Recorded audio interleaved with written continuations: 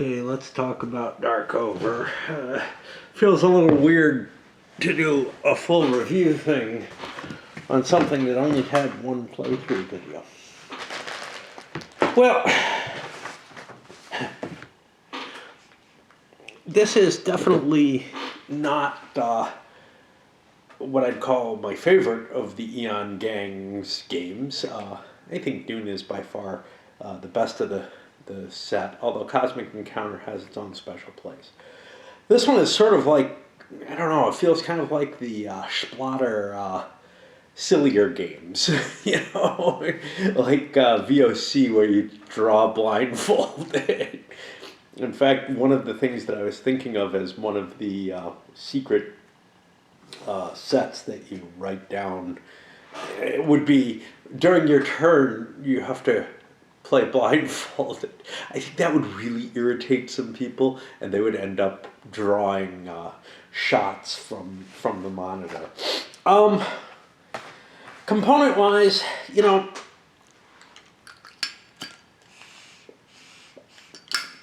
it's largely fine. Map's a little small, but I think it works okay. There's a lot of spaces in the game, and the way the movement works, some of them are quite far from where you go. A whole bunch of these, they don't really work in my chip pull cups. Probably be better off in a cloth bag or something, a little bit more room to shuffle things around. I didn't want to go overboard.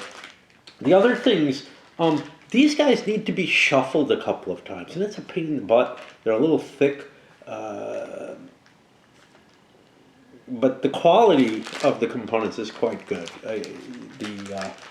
The stock that they're printed on has a nice texture on the back. Better than the Avalon Hill, and certainly better than what I recall from the original Cosmic Encounter stuff. Little number counters, again, just fine. The rules, well, other than leaving some things kind of up to the players to figure out, hey, is this really what they mean? Do they mean that, like, I should be able to do this at any time? Or do they mean that I need a reason to, like with the monitor, being able to penalize someone? Or almost equivalent to that in the psychic contest, can I just cheat? Can I just say the other guy blinked? Is that allowable? I feel like the intention of the game is that it's not, but it's very hard to write rules that express that kind of vagueness. And that's really one of the things, is that a lot of the mechanisms here are not common, and they're reliant on someone being trustworthy. But unlike, say, Dean Essig's written rules games, like the CWB series, where, he basically says, look, you should give some latitude, but you got to trust each other, but, it's kind of like you come to an agreement about what is acceptable, what's not. I don't even know how he basically states it. But basically, that's what it comes down to. And it seems like the rules give a hint in that direction. These, they don't really. The only hint is that the game would become very silly if you just allow people to, do what's in their best interest in terms of play of the game without any regard for, hey, you really did flinch, or you really did act a little bit, angry or something along those lines. You aren't hiding your emotions properly. And honestly, to fit into that sort of Darkovan attitude of keeping everything, concealed in terms of these emotions, it doesn't make a lot of sense to just allow people to call a foul on someone when there is no foul. And it's kind of similar to another game where I misinterpret, I think, the way it's intended, which is Canadian Civil War, where what the claim is that, hey, we left lots of kind of ambiguities in the rules. Well, I didn't find many. And so I kind of, there's a mechanism for, resolving these ambiguities, but I kind of allow it to resolve non-ambiguous situations and just really twist and turn the rules of the game and add new capabilities and whatever based on it, because to some extent that's what a legislature can do with its rules, right? You can get rid of the filibuster if you want, as long as you have the majority. Well, same thing in that game. You can change how the game is managed, which basically means that if you get control of the whole government as one faction, you can win the game. But I don't know why I'm wandering into that. What about this one?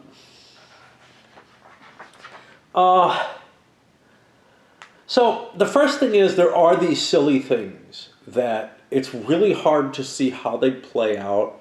It's really hard to show how they play out in an opposed circumstance by playing solo. And I came up with fake sort of mechanisms to handle certain aspects, just like I do with diplomacy type situations, just like I do with memory situations.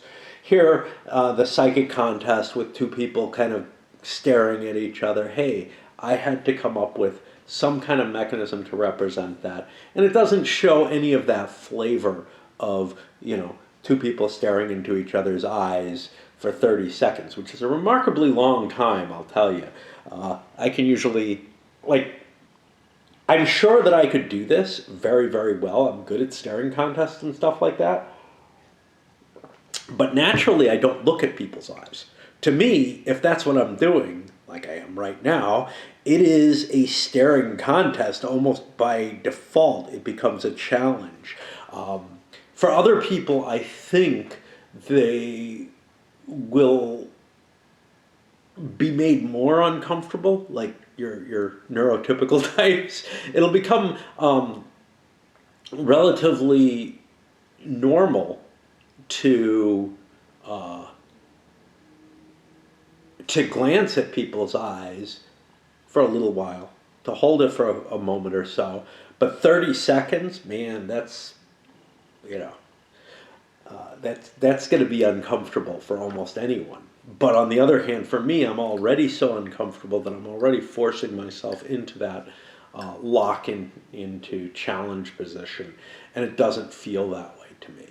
And I might do tiny little things that will just cause someone to crack. I could almost, I am not bad at that at all.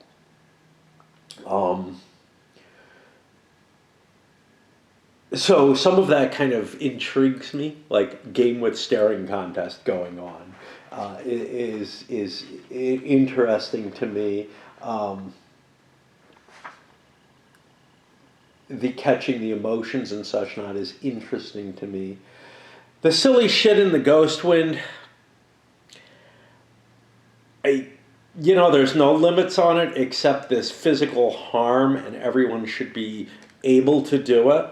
So, if you're playing in mixed company, it can't be show everyone your penis, because, that wouldn't work. But it could be show them your genitals, right? And immediately you're starting to say, wow, I want some kind of borders around this thing. I don't want it to be anything. And, again, I think you've got to come up with ground rules for a lot of stuff in this game that aren't spelled out. And it may be stuff that may not be as disturbing to some people, but it may be something like, take a shot. Well, that's kind of physical harm in a sense. You're saying drink poison. But, at what point do you say that this is reasonable, and at what point do you say, nah, it's really not a fair a fair representation? And I don't know. I don't know the answer to any of that. I'm actually looking and making sure that I didn't accidentally order something that I already have. I hope I didn't. I just ordered a game on Gettysburg, and I have a lot of games on Gettysburg, and I'm always worried about things like that. One of the things with the components that I didn't mention, so I was talking within the game, hey, it would be nice if there was a player aid that had all the abilities on it, and each player had one. In a sense, there is. It's actually written not on these, but on the side pieces. If you look at the sides of both of your little box, your little screens, you have all the information on the Laren, the gifts that different towers give, present there. I don't find that a particularly useful solution. I think the Dune solution of having that kind of information on the top of a fold-out, thinner box would have worked better. But, you know, this actually came out the same year as Dune. I'm not sure. They were probably working on them both at the same time. I actually had thought maybe Dune had been contracted based on this, but that seems unlikely. It seems more likely that maybe they had been tossing around this idea and Dune came out at the same thing. And I definitely think that the situation in Dune, it doesn't have the same silliness, obviously. And whatever restraint Avalon Hill put on them, if they were coming up with really silly ideas, I think probably helped the game a lot. What about the actual game here? You know, there's something weird about it.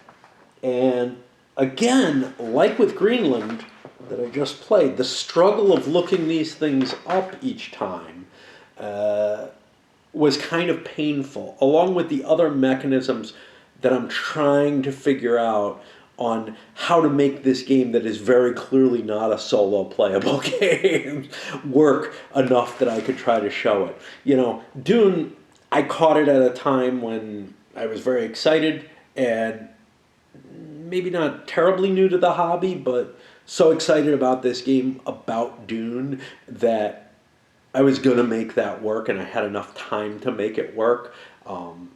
This, you're looking at my first attempt, and there'll probably not be another. But there are some really neat things, like that capability, the way the movement works, where you're limited to only really the capital area where you can go for the victory, your own home area, whatever that is, which might not exist anymore if you go into exile, and the one area that you draw, which might be your home area, which causes other issues. But the fact that the pieces, the most powerful pieces, can move the furthest as well as fight the best, I think that represents sort of a more mystically oriented group or whatever, that are able to push a little harder, they're better trained, whatever you want to say as well. But they get stopped by anything in their way. So there's a lot of opportunity for blocking access to stuff, which we didn't see a hell of a lot of happening, in part because the initial setup is so fucking random. You know, it really is. It's like if, I think the original rules for Risk, where you deal out the cards and those are the locations that you have to start in. And you're not allowed to like try to concentrate your position anywhere initially, and then you fall into that. That works okay in Risk because there's a lot of different spaces and there's not a lot of strength in any one space at the beginning of the game, maybe. But in this, you end up with important holes, whatever. Somebody's able to maybe slip into the Keeper's Tower right to begin with and get themselves set up so that they're in an interesting position where they have a shot at winning. Likewise, you know, that wouldn't have worked if it hadn't been for the peculiarities of the way this played.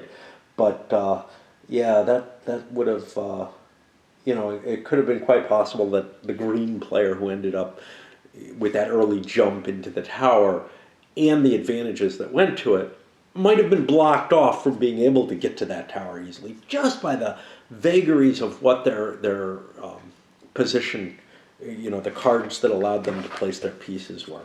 Now, to some extent, you have a lot of capability to position your pieces so that they can get into this Alhalian province.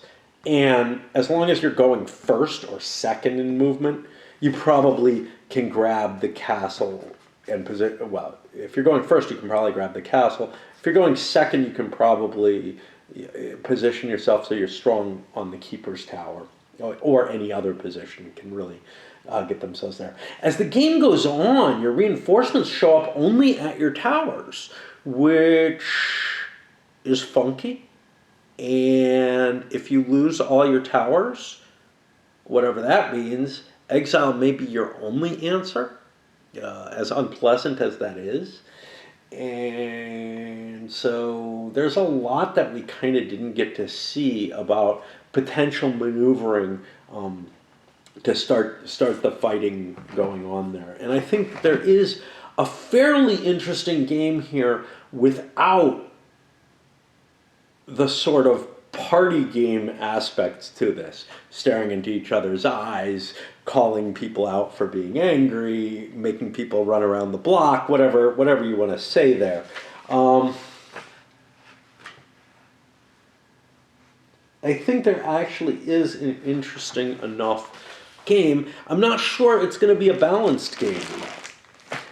Certainly the game that I played of it, there was a lot of randomness in play that put the players in a position where the person who got the first actual turn had a strong advantage, just in terms of the chits that they pulled, and that positional advantage of going first.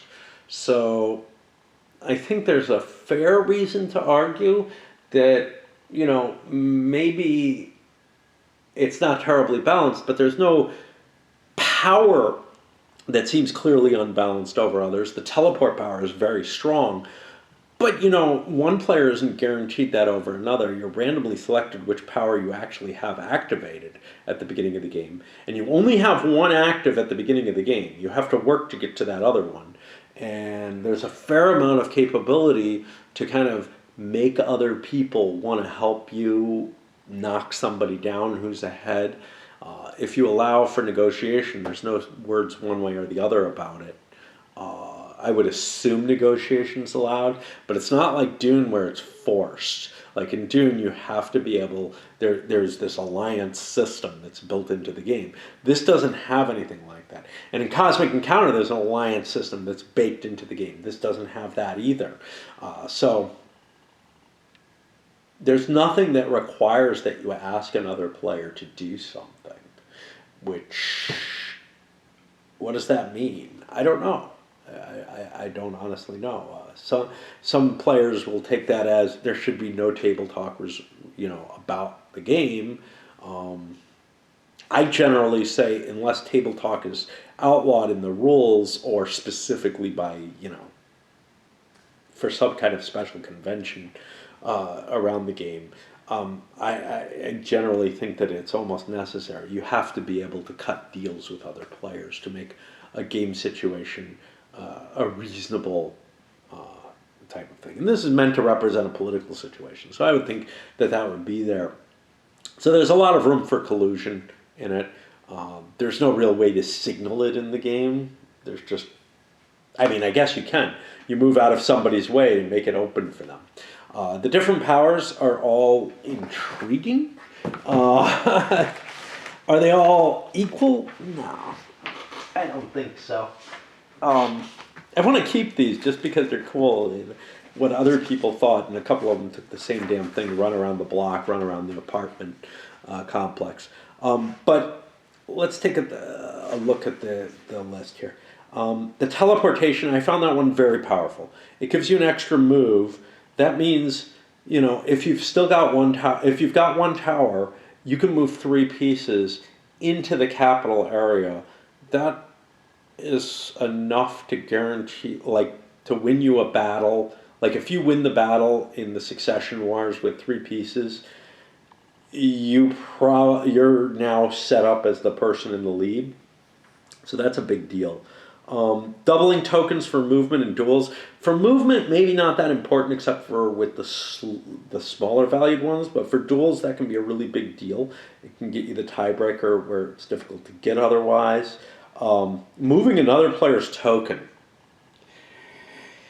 Ugh. That seemed to cause more harm than help to the person who did it. As actually, the person who was getting moved often got an advantage from it. Now, that may just be me being incompetent in using it, but stripping a piece away from the capital was a big deal. Looking at your opponent's power discs prior to the duel. That could be a big deal. You can kind of guarantee you won't lose or something like that. But it's completely obviated by the next ability, the Haster's ability, which is declaring whatever your disc is to be whatever you like it to be. That just neutralizes the forced rapport. And then the gift of Mind Shield, being immune from psychic spells. That is interesting, because you could win the game and be knocked out of, you could be in a position where you're going to win the game, you get challenged, you win the battle, and then you get psychic expelled and you lose all your pieces, and now you have not won the game anymore, and it's back and the succession wars are gone, and you got to start all over. And this is an ability that neutralizes that, so that is kind of potent. I think the psychic spells can be very, very powerful. We didn't see a lot of them, because we only got to play 2 turns, which right? I think it was either 2 or 3 turns. It went so damn fast just because of the way it's set up that we didn't really get to see all of the interplay of all of these pieces. I don't think it's an uninteresting game, even if you were to get rid of some of the sillier stuff, like invariably had to happen in the solo play. But I was having a hard time, coping with seeing where the different powers were. I would really have liked to have had something in front of me all the time so I don't have to flip through the rule book back and forth, because I had to look at, hey, what's the order? How does this work in other things? It's not a big rule book, but I found myself looking at another page far too often. And then clearly, as you get more used to them, they're going to be easier, but in both Cosmic Encounter and Dune, your basic powers that you have are intrinsic to you. Here, again, I'm not familiar enough with Darkover as a world, but the book that I'm reading seems to indicate that these abilities travel down families, which kind of means the players aren't a family in any sense. Whatever kind of faction they are is much more mobile, and the families are associated with the towers. And again, maybe, again, I don't understand the Age of Chaos, so it's hard to tell whether it's reflecting that correctly. I also thought one of the powers didn't seem to align correctly with, what is described in the book that I'm reading. So I don't know what's up with that either. But I guess that's about all I can say on it. It's an interesting design. I just feel like those party game elements of it raise it to or lower it to too silly a level to make most people very happy. And I think it's going to infuriate far more people than it's going to please based on that. And I'm kind of wondering, well, how can you get rid of some of those? Well, clearly you could get rid of the staring contest and replace it with some kind of flicking contest or something like that, right? The monitor, I really don't know how much good that did or would do.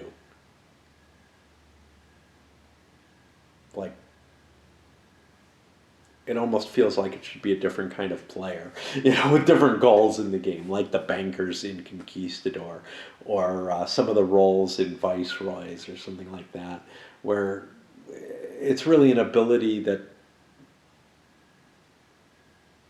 I don't know. But it needs to be able to be moved. It can't sit on one person. It's too powerful capacity. So I just don't know where to go with that in that case. I'm looking, and something weird is up with some of my boxes. Um, but yeah, I guess we just move on along with this, because at least it's something that nobody else has covered yet on videos. So and that's gotten to become rarer and rarer these days. All right, cheers.